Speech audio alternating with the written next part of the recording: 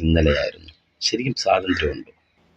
ഇഷ്ടപ്പെട്ട ആഹാരം കഴിക്കാൻ ഇന്ത്യയിൽ സ്വാതന്ത്ര്യമുണ്ട്? ഇല്ല. ബീഫിൻ്റെ പേരിൽ അടി, വഴക്ക്, കൊല വരെ നടക്കുന്നു. മറ്റുള്ള തീരുമാനം നമ്മൾ എന്ത് കഴിക്കണമെന്ന് ആ അവസ്ഥയാണ്. പിന്നെ മതത്തിൻ്റെ കാര്യമല്ലോ, മതേതര രാഷ്ട്രമെന്ന് പറഞ്ഞിട്ട് ഈ മുസ്ലിങ്ങളെയും ക്രിസ്ത്യാനികളെയൊക്കെ ഇങ്ങനെ കൊങ്ങായി പിടിച്ച് നിർത്തിയിട്ട് ജയ് ശ്രീരാം വിളിപ്പിക്കുക. തിരിച്ചും അടി കിട്ടുന്നു. മതത്തിൻ്റെ പേരിൽ അടി നടക്കുന്നു പല സംസ്ഥാനത്തും. പിന്നെ ജാതിയുടെ പേരിൽ ഒരു ദളിത് സ്ത്രീ അമ്പലത്തിൽ കയറിയെന്ന് പറഞ്ഞാൽ അവരെ റോഡിൽ വെച്ച് അടിച്ചു കൊല്ലുകയാണ് ചെയ്യുന്നത്. അവർക്ക് പുഴയിൽ കുളിക്കാൻ പറ്റത്തില്ല, കിണറ്റിൽ നിന്ന് വെള്ളം കുടിക്കാൻ പറ്റത്തില്ല. ജാതിയുടെ പേരിൽ വിഷയങ്ങളാണ്. നമ്മുടെ കേരളത്തിലേക്ക് വന്നു കഴിഞ്ഞാൽ ആദിവാസികളെ കാര്യം അറിയാമല്ലോ, ഗർഭിണികളുണ്ട്, അതുപോലെ തന്നെ അസുഖമുള്ള വേറെ ആളുകളുണ്ട്. ഇവർക്കൊന്നും ഹോസ്പിറ്റലിലില്ല. ഇവരൊക്കെ വനത്തിലൂടെ ഒരുപാട് നടന്നു വേണം വരാണ്ട്. ഇപ്പം വഴി സൗകര്യമില്ല. ഒരു മഴ പെയ്താൽ പുഴ ഇങ്ങനെ ഒഴുകി കഴിഞ്ഞാൽ അവർക്ക് പാലമില്ല ക്രോസ് ചെയ്യണം. അവരിങ്ങനെ മുളകിയിട്ട് തോണിക്കകത്ത് സഞ്ചരിച്ചാണ് വരുന്നത്. വന്യമൃഗങ്ങളെ പേടിച്ച് രാത്രി അവസ്ഥ ആലോചിക്കുക. ഈ ഇടിയും മിന്നലും മഴയുള്ള സമയത്ത് ടാർപ്പാടയ്ക്കകത്ത് കിടക്കുവാണ്.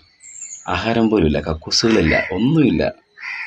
ഈ സമയത്താണ് നമ്മൾ സ്വാതന്ത്ര്യം, കുറച്ച് പേർക്ക് സ്വാതന്ത്ര്യം കിട്ടിയ സ്വാതന്ത്ര്യം. സ്വാതന്ത്ര്യം എല്ലാവർക്കും കൂടെ വേണ്ടേ? അതല്ലേ സ്വാതന്ത്ര്യം എന്ന് പറഞ്ഞാൽ.